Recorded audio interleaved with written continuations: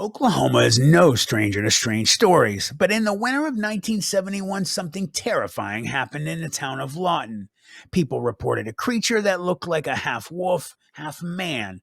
It ran on all fours for a few seconds, then stood upright like a person the next.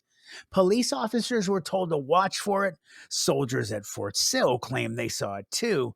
And in one chilling report, a witness collapsed from a heart attack after encountering the beast.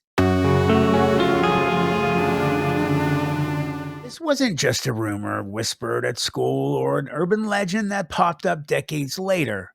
This was front page fear. A whole community convinced that a werewolf was loose in Oklahoma. We're diving deep into the story of the Lawton Werewolf, the reports, the theories, and how this strange case became one of the state's most enduring mysteries. To understand why this story had such impact, let's picture Lawton in 1971, a military town home to Fort Sill, filled with both longtime residents and young soldiers. The Vietnam War was ongoing, and many people lived with daily tension. In that environment, one unusual sight could quickly spark fear. The first major report came from a man named Donald Childs. One night, not far from his home, he claimed to see something moving in the darkness. It wasn't just a dog, and it wasn't just a man.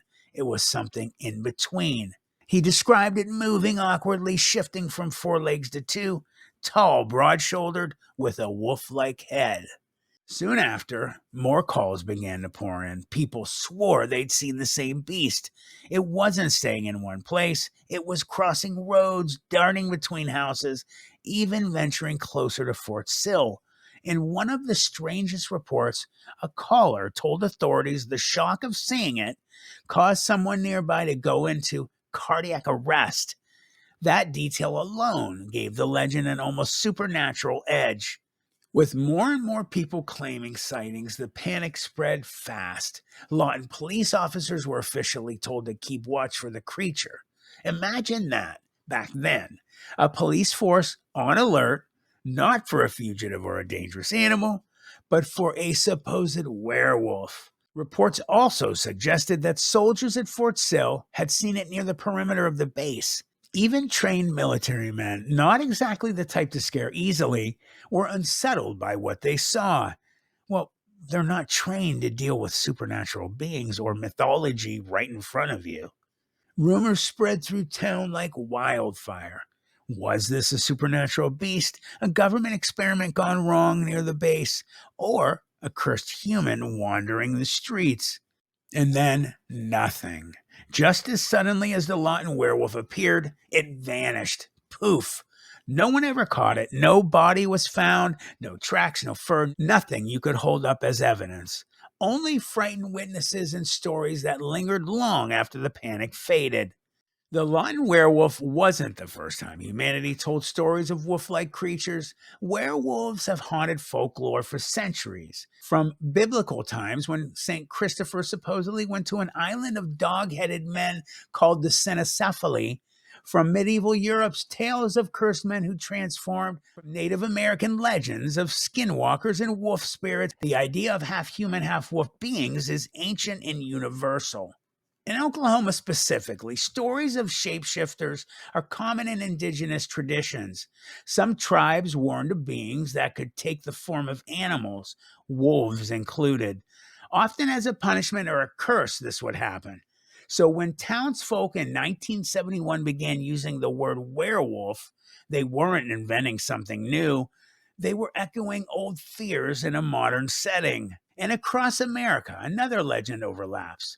The dogman. Descriptions of upright wolf-headed creatures have been reported in Michigan, Wisconsin, Texas, Ohio, and yes, Oklahoma. Eyewitnesses often describe glowing eyes, unusual intelligence, and a predator that seems to hover just outside the edge of human civilization. The Lawton werewolf fits perfectly into this larger pattern. What really happened in Lawton? Let's break it down to the main theories. Theory 1, misidentified animal. Oklahoma is home to wolves, coyotes, and feral dogs. A large animal standing oddly, limping, or reacting to headlights could look unnatural. If you've ever seen a dog rear up on two legs, you know how eerie it can be. Add poor lighting and fear, and you get a werewolf. Theory 2, folklore and panic. Once someone says the word werewolf, the human brain begins filling in the blanks. Every rustle in the dark becomes claws. Every shadow turns into a snout. In 1971, without smartphones or the internet, rumors spread face to face and grew more terrifying with each retelling. Theory 3, a hoax. Could it have been a prankster in a costume? It wouldn't be the first time. History has cases of people dressing as monsters to terrify towns. From England's spring-heeled Jack to American ape-suit Bigfoot hoaxes, it's possible Lawton's werewolf was just someone looking for a reaction. Finally, the cryptid theory. Dogman researchers argue that stories like Lawton's are consistent with other encounters nationwide. They claim it's too widespread, too similar across the states to be coincidence. If that's true, then the Lawton werewolf wasn't a one off, but part of a larger mystery.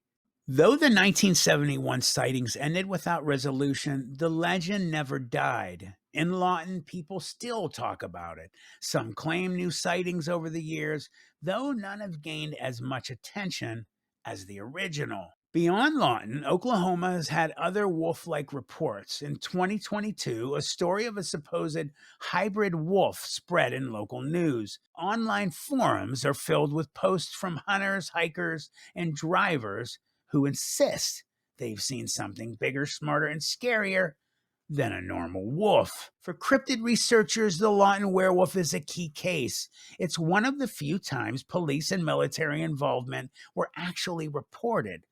Even if the story has grown with time, that official response makes it stand out from any ordinary folklore. So, what do you believe? Was the Lawton werewolf a misidentified animal, a prank that spiraled out of control, or something much darker than science hasn't yet explained?